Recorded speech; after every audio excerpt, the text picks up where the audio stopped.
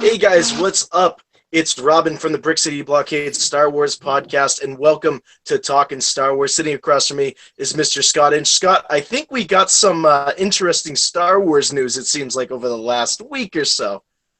Yeah, some maybe small news about a title. Yeah, I don't yeah, know. some kind of Star Wars title came out, and let's talk about it. Let's just jump right into this conversation because I know we have a lot to hypothesize. We've got a lot to break down here, Scott. Let's start off with that title, Star Wars: The Last Jedi. Boy, oh boy. I know we heard some stuff about probably the destiny of the Force. I was like, oh man, what a Disney title. I don't want to see Beauty and the Beast type stuff mixing in, even though that movie's going to make billions of dollars. I have a funny 200 feeling. million. Oh, he's on the 200 million bandwagon.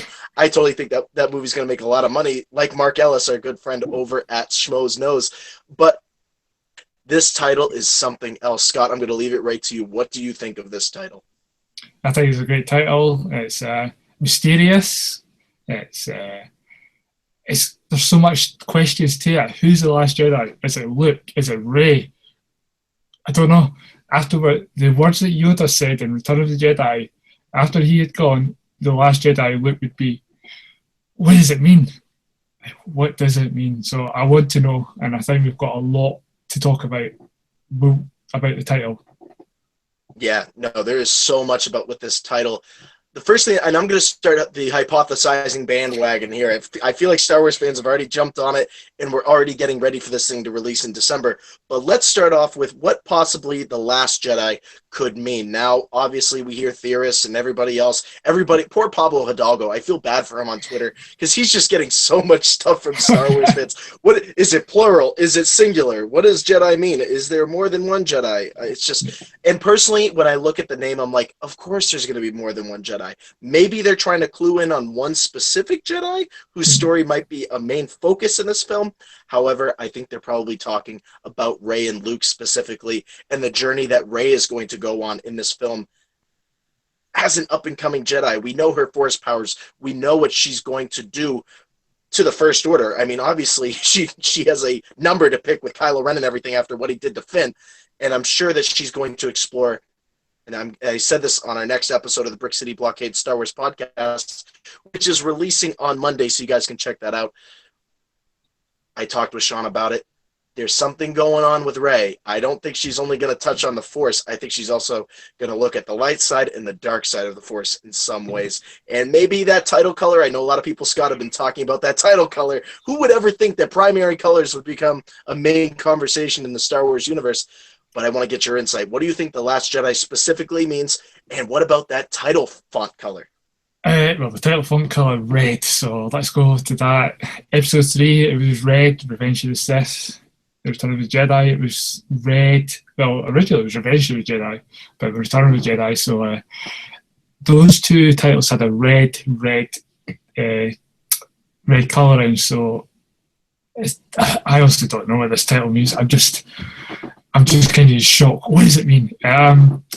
Obviously, it's going to be a Skywalker because it was released on Twitter. This is a Skywalker story. So we know that The Last Jedi has to be about Luke.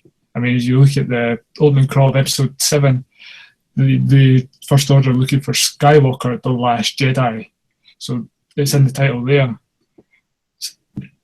I've got a funny feeling. I hope that Luke doesn't get killed off. I Right, hope. yeah. Because that's it, Jed's gone.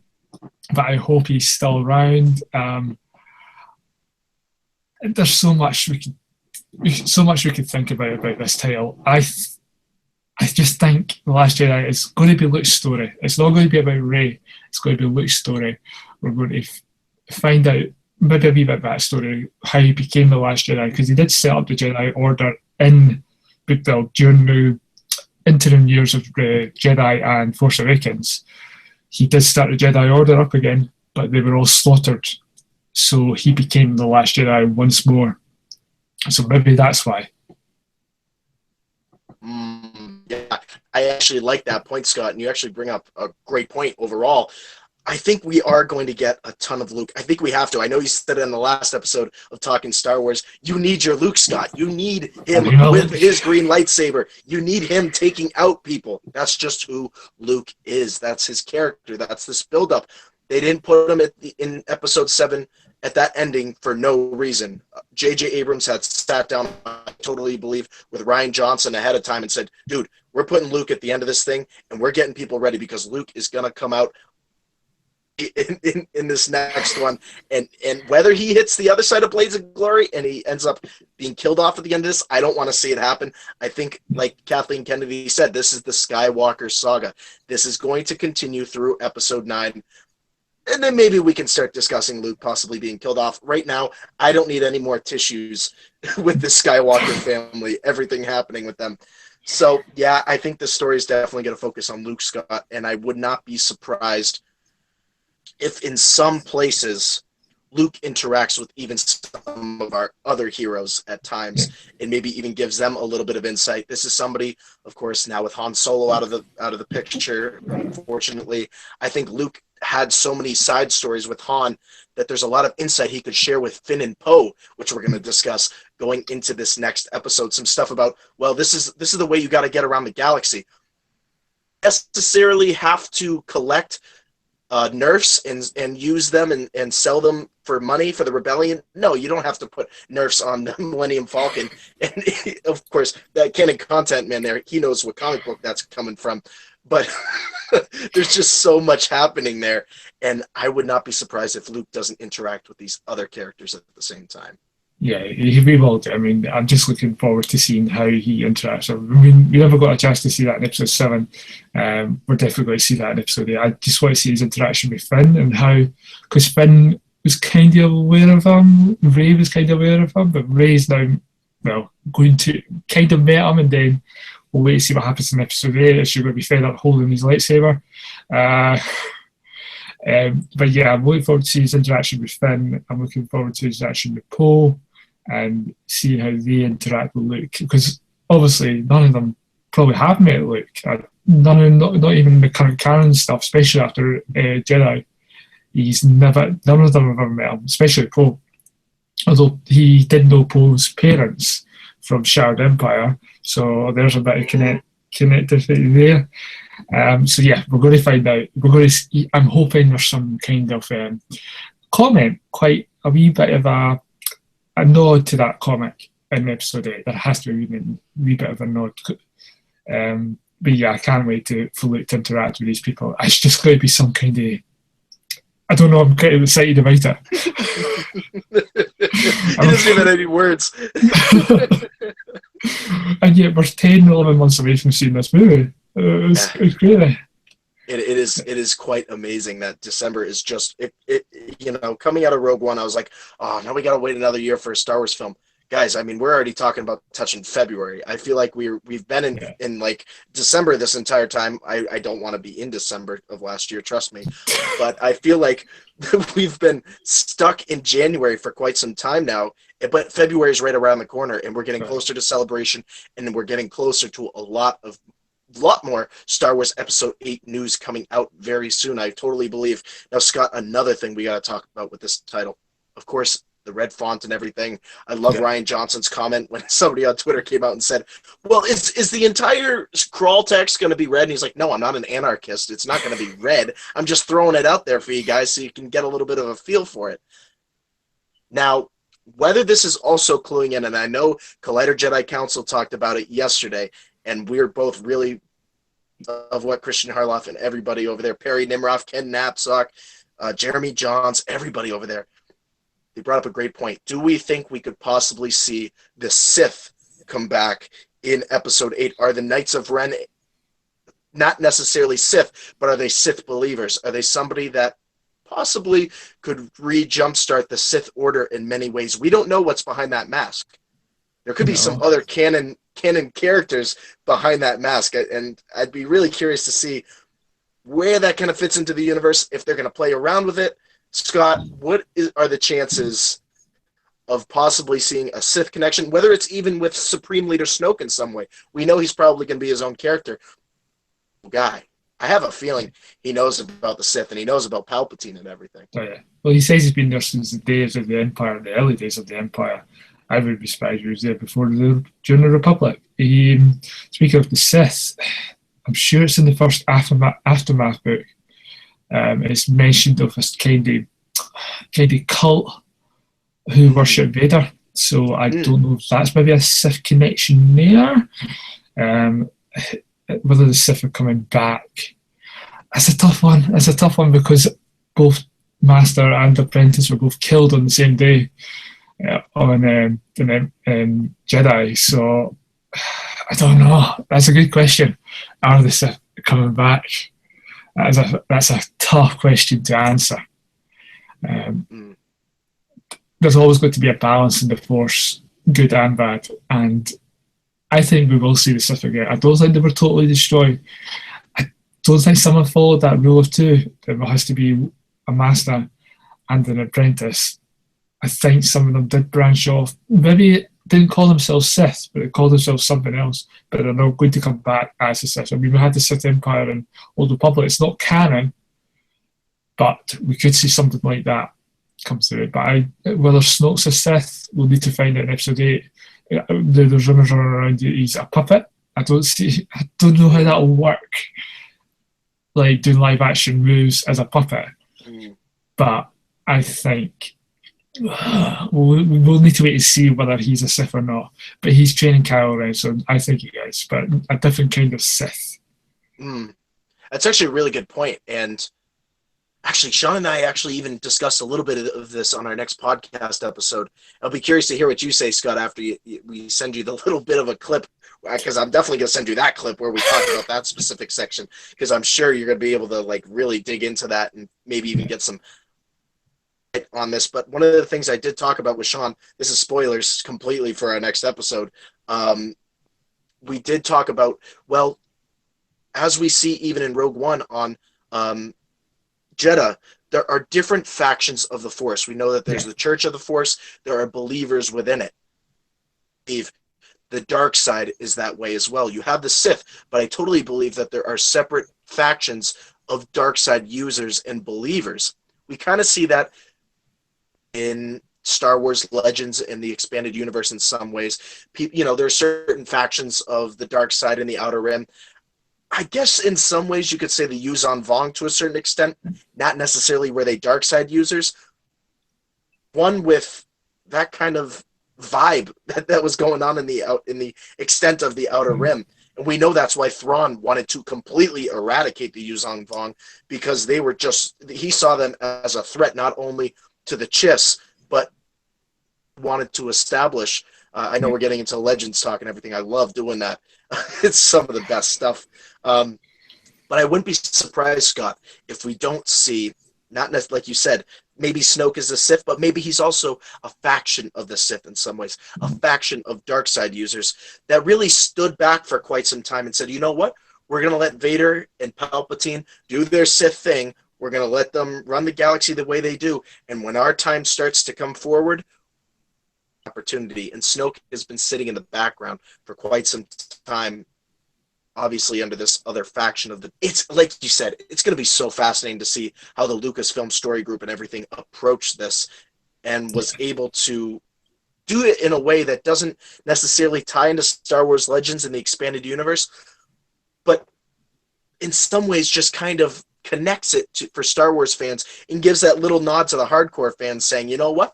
We've been listening to what you guys have been saying in Star Wars Rebels and how you like the expanded universe being used and how we used it even a little bit in Rogue One to get you guys really pumped for it and everything. Especially Vader's Castle. We're going to throw it in here. Yeah, absolutely. I would not be surprised if there's no reference to that. And Scott, now that you bring up Vader's Castle, we might even see Vader's Castle even show up in episode 8, just because maybe Snoke wants to show Ren what his grandfather had developed on Mustafar, some of the things he had to go through. I think there's a slight possibility, over or under, say 40%. I'd probably say 45% at the moment. 45% just for now, until we get closer and closer to episode 8. The more we get some more images, the more we get a trailer, we get more and more. Because as you said, and a great point, is Snoke will want to show Kylo Ren his grandfather's legacy.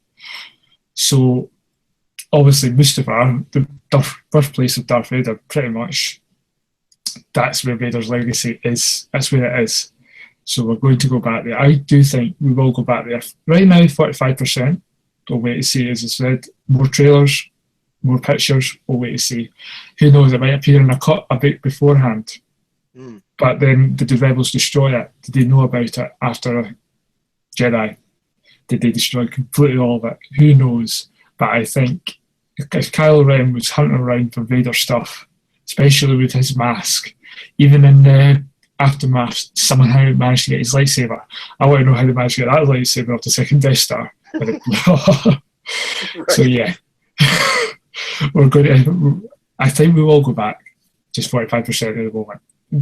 As we get closer and closer, and we start to see some similarities in the books and in the comics after Jedi, I might put it up and up and up. But right now, 45%. I don't know what your percentage is.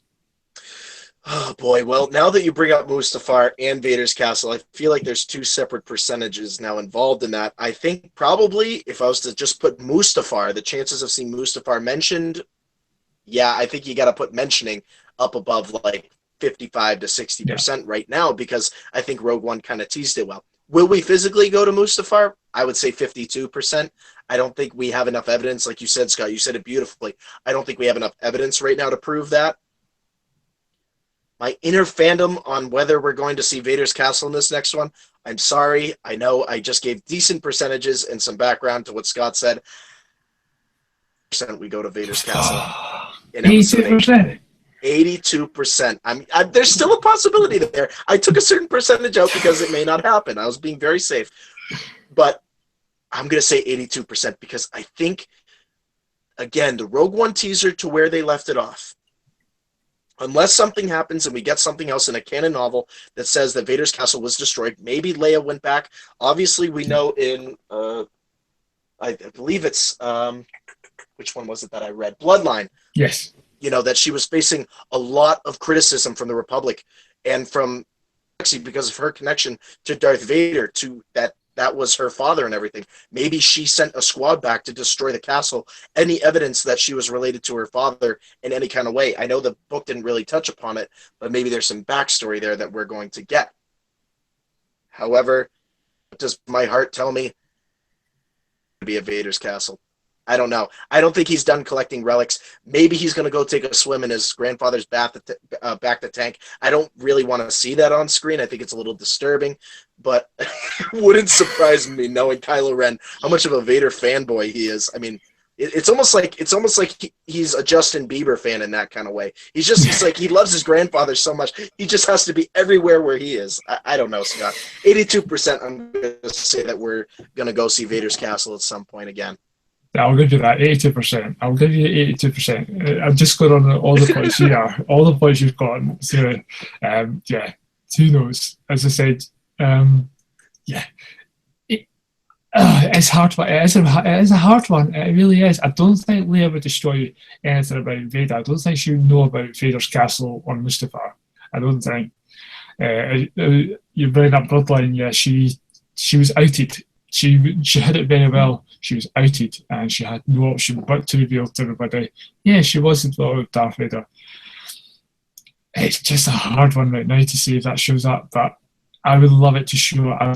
I feel it would expand the story more. We go to more locations. I felt on Force Awakens we were limited to the same kind of planets as before. So yeah, like we had a Death Star, another Death Star, but a bigger one, a giant planet one, really. We were on a desert planet, Tatooine, but it was Jakku. We were on a kind of forest-looking planet, kind of like Endor, but it wasn't. It was Darkona. Every Force Awakens had these similarities to the first three movies. I think we need to go beyond that and go to different planets. But yeah, I think right now 45% Mustafar, Vader's castle, and there has to be so much there. And who knows? There could be like a worship group there to worship Vader. Interesting. That's a really interesting point. I could totally see that being something where there are, people go there to worship him because he was one of the Lords of the Sith, one of the main Lords of the Sith when you're talking about Star Wars canon and just Star Wars history alone. I could totally see it being that way. Almost like how Rogue One showcased Jeddah, very similar to Middle Eastern countries and everything, and the Yeah. worship and the many religions that exist. I could totally see where they could do something like that. That it's almost like the castle is a relic, and then suddenly Kylo Ren shows up. It's like, everybody out of the way! His grandson's coming through. He wants to come and see his grandfather's stuff. Oh man! I mean, it would just be like a giant Star Wars celebration at Vader's castle. They need to do that. They need to recreate Vader's castle and have a celebration at it. I'll be at that then. No matter where it is. I don't care if it's at the bottom of an ocean. I will get a snorkeling kit and I will be at the bottom of it. I don't care. So there's not anywhere near any sharks, I'm fine. So if we're talking about location, Scott, and we talked about the Sith, and we talked about really, I guess you could kind of say, Kylo Ren's connection to maybe going to Mustafar and everything. Yeah. Let me propose this. Let's do another over-under on this. I know people who are probably watching right now, they'll probably like this. What I'm going to say is, it's so hard to set percentages. We follow Collider so much and how they set their percentages and everything. Let's set it back again at 45%. What are the chances that Luke brings Rey to Tatooine in Star Wars Episode 8 as a reminder to her about what it is like to lose family in some ways, almost like how Luke lost Aunt Beru and Uncle Owen in that sense, bringing her to the planet where not only does Vader experience pain, but Luke's experience some pain as well. I'd be very curious to hear your thoughts on that. Do we get to see the burnt bodies of Luke's aunt and uncle? Are they still existent at this time? Yeah. I'm going to go under to 30%. Whoa, really? Yeah. I don't think we'll be on Tatooine because we've been to Tatooine so many times. We've been to Tatooine episode 1, episode 2, end of episode 3, episode 4, and episode 6. That's 5 movies that I feel, and we've just been to Desert Planet, Jakku. I think 30%. I think 30% we will go to Tatooine in episode 8. I feel we'll go to other planets, definitely other places, but I don't think we'll go to Tatooine. And I'm giving that 30% of that. I think you'll be surprised by my answer, Scott.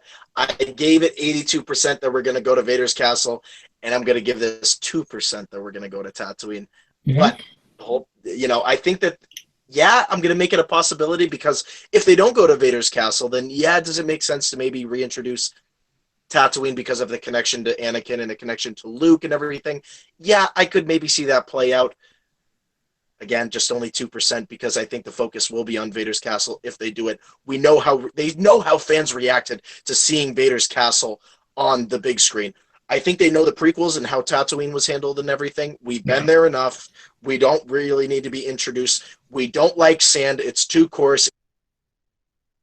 It's too grainy, and it gets everywhere. We don't want that kind of sand anymore. And obviously, I think Rey doesn't want to be around sand anymore. It sounds like that's kind of a main concept here, that Jakku was a place that, she did want to return to it, but of course, as Maz Kanata says, your future lies ahead of you, not behind you. So Jakku, goodbye. I don't think we're going to see Jakku in Star Wars Episode 8. Like you said, Scott, I think that there's a chance we're going to see other planets in that case. Unless you have something else to say about Jakku. What do you think? Will we see Jakku again? Oh, we're definitely going to be heavily in it in Empire's End. Coming out very, very shortly. So we'll be heavily there. There's a backstory there.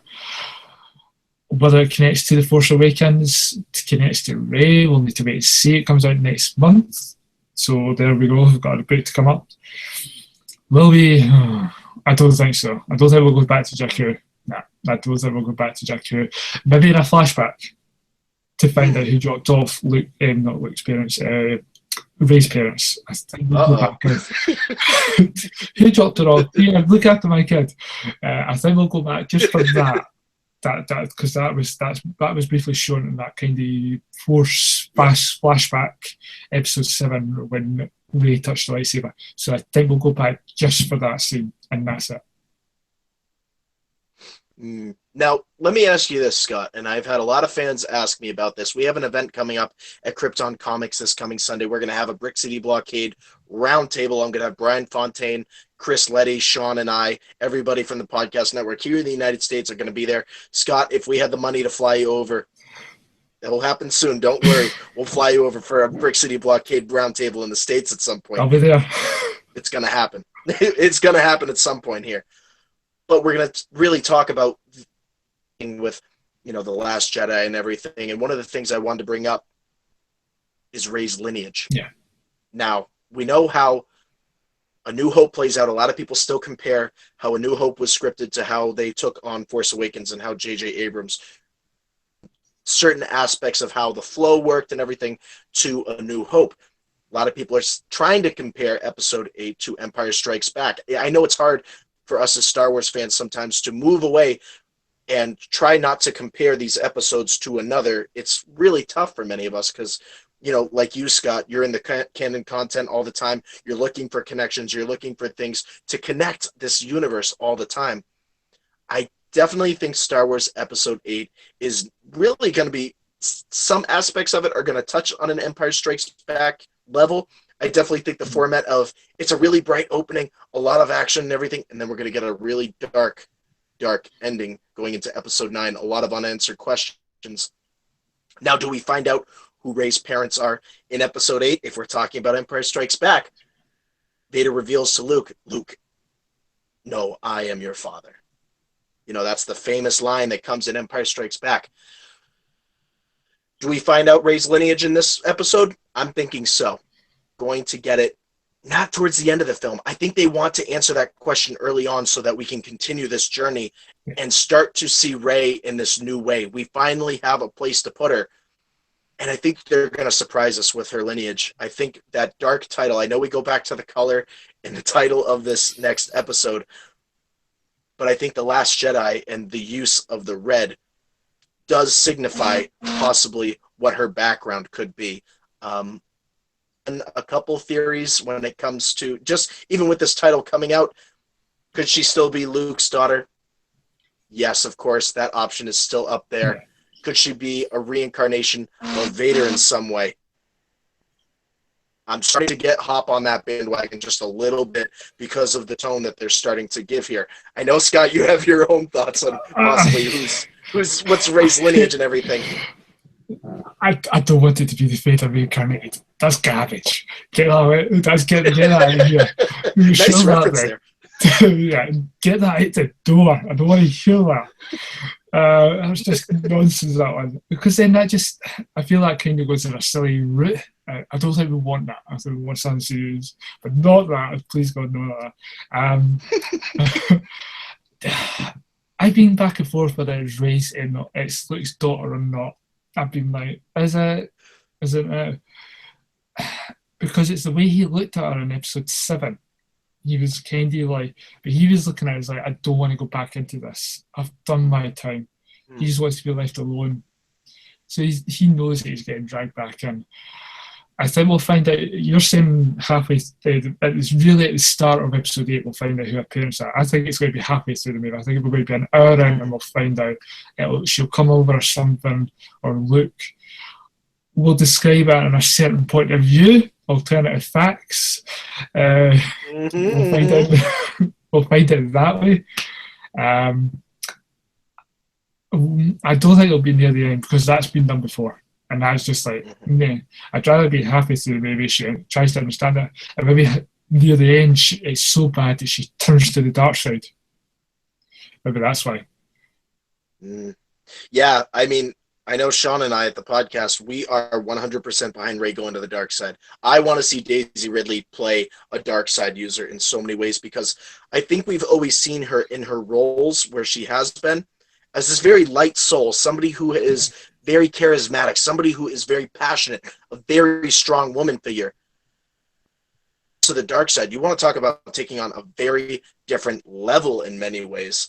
I mean, I could just see. It's kind of funny now that I think about it. We see the video.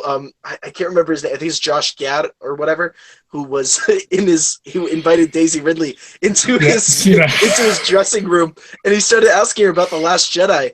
And the entire Yeah. time Daisy was going through that entire cycle with him, I was like, oh man, Daisy Ridley is a dark side user. Just the tone she was using and everything. I was like, oh man, I would totally fall in love with Daisy Ridley as a dark side user. Just the tone that she uses and everything, it'd be so cool in so many different ways too. Well, feeling on that, if Kylo Ren's on the dark side and Rey's on the dark side, how would you feel about that?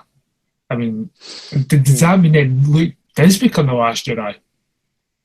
Like both, he's going to teach her, ends up becoming a dark side user. I mean, he's lost two people to the dark side, and then the title really means the last Jedi is Luke. Yeah, no, that's actually a really good point because if you do put Rey and Kylo Ren on the dark side, then you would have to rely so much on Poe and Finn at that point. Story in Episode 9, Yeah. I don't necessarily see Poe becoming a Jedi in any kind of way possible right off the bat of my head. Maybe Finn in some ways because he's had some experience, but even then, I don't know how you'd be able to play it out. I think Rey becoming a dark side user, Yeah. see it towards the end of Episode 9, or Episode 9 would really revolve itself around that in that way. I would feel so bad for Luke. I mean, you want to talk about somebody who tried twice and just failed completely if that happened. I mean, it was kind of different with Obi-Wan in some ways, Yeah. but I'm sure he would relate back to Obi-Wan in many ways. And if Luke was the last Jedi, I know the title and everything kind of gives us that synopsis that, yeah, Luke is probably going to be the last true Jedi Yeah. that still exists. But for him to be the last Jedi Force user ever, I mean, that's pretty extreme if we're going to get into that. I think Rey is definitely going to stay as a Jedi. To me is like Rey with a red lightsaber sounds like a pretty cool idea. Just even just I see artwork and everything, and I see fandom, just starting to post things about it, or with a double lightsaber turning your staff into like almost Darth Plagueis's lightsaber and everything. I would I love mean, that. I would love to see a double lightsaber in this movie. Like I know we've had it in like the Legends stuff. We've had it. The Inquisitors had double lightsabers really when they were spinning. So I would love to see a Jedi have a double lightsaber. I want that so badly. I think that would be awesome. yeah, it's an ancient design. The double lightsaber is not a new concept. Yeah. Maul really wasn't the first one to use a double lightsaber. It had existed thousands of years before. I mean, you're talking about even beyond the early Jedi in some ways. I mean, that's when they were carrying the backpacks around and their power sources were going into the lightsabers themselves. They even had double lightsabers then. I mean, the power source was redirected in a very different way so that they could handle double lightsabers. So it goes even thousands and thousands of years before, and maybe that's where the expanded universe stuff is going to come in. Yeah. Luke's going to break down the lightsaber inside of the Force tree. Maybe he's going to connect with her in different ways. He's going to say is able to build their lightsaber and is able to find the proper kyber crystal that's going to fit their connection. That's the whole point of the Jedi, is to have a connection with a kyber crystal that they put into their lightsaber. Yeah. Build her own lightsaber. I know that probably based on what we've seen with toys and some of the leaks that have come out, she's got a blue lightsaber, so she's probably going to use Luke and Anakin's old lightsaber. Her baby, and maybe I'm going to throw this out there, Scott, and I'm going to have you chime in on this. Like we saw Luke use the blue lightsaber, his father's lightsaber, in Empire Strikes Back, and then of course we go into Return of the Jedi, and he builds his own lightsaber. Yeah. And everything. There could probably be, and I would even say, if we're gonna set a percentage, by the way, guys, I love using percentages. Scott and we love doing that.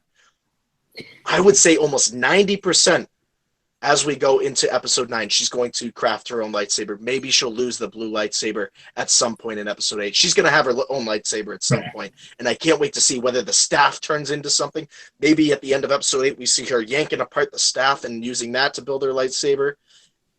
And then, of course, maybe getting a kyber crystal somewhere. Maybe Luke brings her to a planet where kyber crystals still exist and she's able to connect with one. I don't know. I'm just rambling on like a Star Wars fan should. And Scott, I just like Scott, just pick it up from here. I know that you have your insight on this kind of stuff.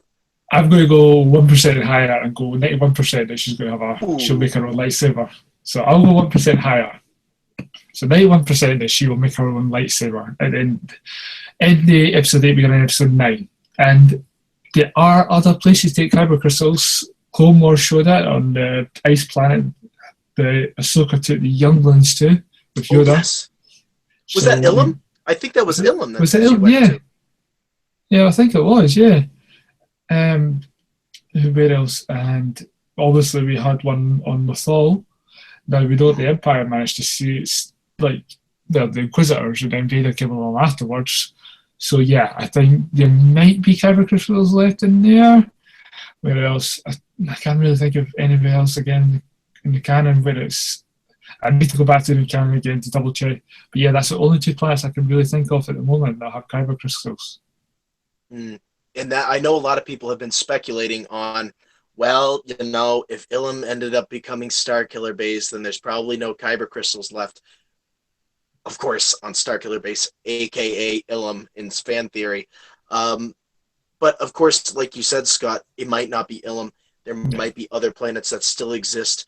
Maybe Luke knows of some as he was making his journey to Octu. Maybe Octu itself has kyber crystals somewhere within it. You know, obviously that's just from what we've heard and what they really keyed into in Star Wars Episode 7, that Luke was going to search for the first Jedi Temple. He was on that Jedi Temple or wherever it was on Octu at the end of that. But maybe he wasn't. Maybe he went to Octu, settled there, trained, and then was going to bring all the younglings to that first Jedi Temple. I don't know. There's just so much that could happen in Star Wars Episode 8 here, Scott. It's pretty amazing. Like you said before, we're getting closer and closer to this release. We're getting closer and closer to Celebration, where I think we are going to get some announcement in terms of maybe a teaser trailer, a full trailer. I don't know. I think it's probably going to be a teaser just to get us ready and everything. I don't see them releasing a full-on well, maybe they'll do it like Rogue One, and they kind of just release it for the crowd, and then they turn off the cameras to everybody watching at home and everything. I know you. I know. That could, I don't know, maybe that could possibly happen, but I think we're going to definitely, and we're definitely going to get something at Celebration. I know that much when it comes to a teaser trailer or trailer. I would not be surprised with this Rebels break here until late early to mid-February if they don't give us a little bit of something. I don't know. Maybe it's like Rian Johnson's teaser that he released where it shows Octu and then it says in production. Yeah. I wouldn't be surprised if it's another panorama shot of something, another location that we're going to go to, and then it says, boom, December. And that's it. Just to kind of tease us in some way for what's going to come at Celebration. I think if you look at the marketing release of the last 2 years, Force Awakens and Rogue One, I think we'll be following that same marketing route. So we'll have Celebration, definitely we're going to get a teaser trailer, similar to Force Awakens. We'll get information about Episode 8. Not much, because even at the last 2 celebrations, Anaheim in 2015 and London last year for the movies, with the main panel, so Rogue One and Force Awakens, they didn't really say too much. They only showed a few things. Like we got Jakku and Force at the Celebration 2015, and we got Scarif Celebration last year in July. Even with the future film panels, which, to be honest, wasn't really much coming out of that either. All we got told that Episode 8 would start right off at the end of where Episode 7 left off. That was really, there wasn't really much detail coming out from Episode 8 there. So, we're keeping it pretty quiet. So, yeah, they're definitely definitely a wee bit more information, but not enough because they want to keep us surprised. Mark Hamill's even said it himself. He does it. They're not doing it to torture us. They're doing it because they want you to be enthusiastic, surprised when we go into that cinema in December. I think it's December 15th, 16th this year. So we're definitely like, because we'll all be there opening night. We'll all be sitting there glued to the screens, going, "Oh my god, what's happening?" When the minute like Lucasfilm and Star Wars and music comes on, I cannot wait to hear that. I got really excited when that happened in Force Awakens. I never thought I would see Star Wars back in the cinema again. I saw the 3D episode 1, but we'll not go into that. That was a waste of time, to be honest. But yeah, I got chills when it came up. But yeah, I think we're going to get more, and then we'll have Comic Con. I think we'll get something at Comic Con. I think we'll get a behind the scenes kind of thing, and then I don't know if it's going to be Monday Night Football in America, or I hope it's not 2 o'clock in the morning because I had to do that last time. Force Awakens, wake up to get to watch the trailer. I think we'll get a trailer late October this year of a full trailer, and then we'll start getting international trailers and all that. Yeah, that makes sense. That's a reasonable timeline based on, like you said, Scott, how Star Wars has marketed this thing up to this point. They really haven't, in any kind of way, really surprised us. And I can't really say, no. Actually, I'm just going to say it. They really haven't surprised us in terms of maybe the episode title and everything. But everything is within time. I mean, they have a marketing approach. Disney is the best at marketing. With Uncle George, we didn't know when we were getting stuff when it came to the prequels. He was just throwing stuff whenever he wanted to, and I kind of miss that in some ways. But at the same time, the way that they're organizing it makes sense in terms of pushing the product. They're aligning it with certain things so that, again, the Han Solo film is going to move from May to December. I know we've talked about that before. That's going to happen because December is Christmas and it is the month of Star Wars officially. They're going to keep marketing that way because it's worked in the past. It's brought in the money and everything. So I don't see them switching that up in any kind of way possible. No, I think we'll just to keep sailing along. It gives us something to be excited about. We know we're getting Celebration, we're getting something there. We know we're getting something at Comic Con, and we know we're getting something. It's a nice wee break because we're excited. We know we're getting something coming up in every quarter of the year. What more can we ask for? It's true. It's true. Going into Force Awakens and everything, I don't think we ever expected, a Star Wars film a year and everything, and just the canon content we get and the toys and the merchandise. It's an overflow, but it's a good overflow in many ways because not only has Disney basically taken over half of my life and money, it feels that way, but they have been able to bring back Star Wars, and we say it every episode, they've been able to bring back Star Wars in a way that's appealing to fans and really doesn't really piss off any kind of fans in any kind of way either. They're keeping it on a good track, and they got to keep it going. Now, Scott, one of the last things I want to talk to you about this episode 3 of Talkin Star Wars. We heard Woody Harrelson come out at Sundance Festival. He had some comments, pretty broad comments like Woody Harrelson always does. I still feel bad that, I couldn't remember Woody's name or I should say Woody Harrelson's name in Cheers when it was Woody. I'm getting a lot of hate for that on Twitter, by the way. So thank you, Scott. No, I'm kidding. But you didn't know it. I did. It's his first name. I know you knew it. That's great. That was such a great conversation, by the way. And to bring up is that so many fans are getting behind the thing that is Woody Harrelson playing Garrus Shrike from Star Wars Legends? I would, and I know they talked about this on Collider Jedi Council and everything. Believe it was either Christian Harloff or Jeremy Johns said it. They said that, are we going to see Garrus Shrike?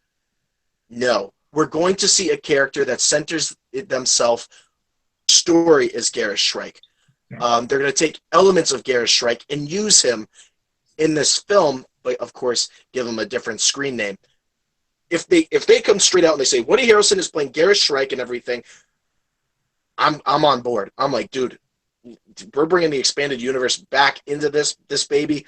let's do this. I'm going to be pumped for the Han Solo film at that point because we're going to be getting very different elements. Lando, Garrett Shrike, of course, Han Solo. We don't know who Emilia Clarke's playing at this moment.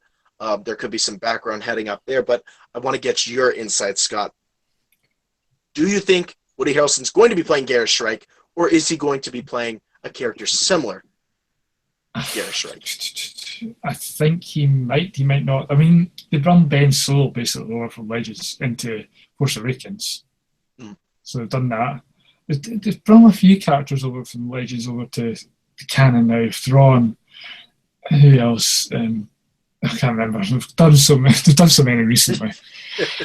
Just try to keep up. So yeah, I think it's a hard one because they're not. Woody Harrelson, they asked him. I did see. I'm sure saw the clip. I did, and they basically asked him. He was like, "What?" And he kind of nodded his head, but then he kind of did these funny movements where he does it in interviews.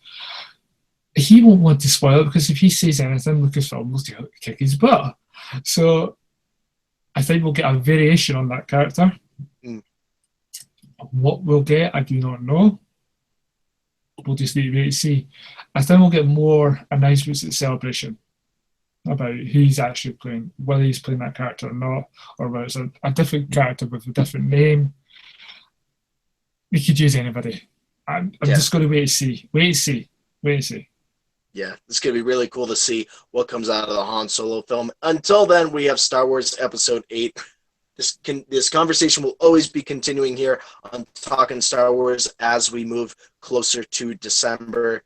We want to thank you guys for tuning in right now on YouTube Live. It's our first episode of Talkin' Star Wars here live from the UK and from here on the other side of the pond in the United States. Scott, where can people find you on social media if they want to connect and talk Star Wars? You can find me on Facebook at Scott Inch, or as Robin and Brian have been chasing up at this one, on Twitter at Scott Inch 85. I did it right away the last time. So yeah, you can catch me at both Twitter and on Facebook.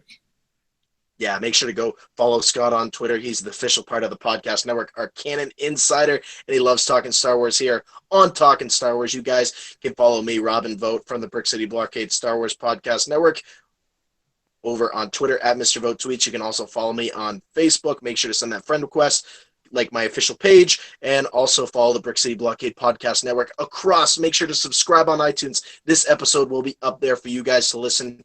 We've got our awesome friend James Brown doing the intro. What a great name, by the way. It's like the Soul Man. It's James Brown. I don't know how that worked out.